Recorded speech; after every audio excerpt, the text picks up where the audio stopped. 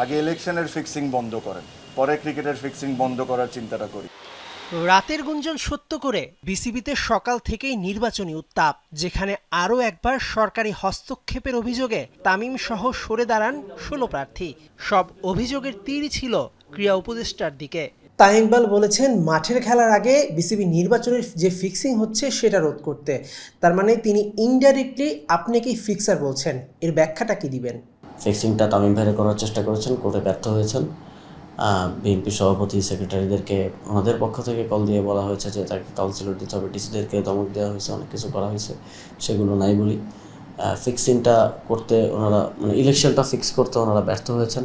আমাদের কাছে কিছু এলিমেন্ট আছে, কিছু কল রেকর্ডস অ্যান্ড অল আছে, যেখানে বলা হচ্ছে যে যদি ইলেকশন করেন 6 মাস পরে পরিণতি আপনাকে ভোগ করতে হবে, 6 মাস পরে আমরা দেখে নিব। মানে ইঙ্গিতটা হচ্ছে জাতীয় নির্বাচন হওয়ার পর আপনাকে দেখে নিব যদি আপনি ইলেকশন করেন। আজকে ভোরেও 6টা-7টার দিকেও আমার কয়েকজন সংগঠনের সাথে কথা হয়েছে, যারা আমার সাথে কথা বলছিলেন যে যারা আমাকে রিকোয়েস্ট করছিলেন যে বুলবুল ভাইয়ের সাথে কথা বলা, তারা কোন কমিটিতে আসলে তারা ফিট করবেন বা কোন কমিটি তারা রান করতে পারবেন, এই বিষয় নিয়ে কথা হচ্ছিল।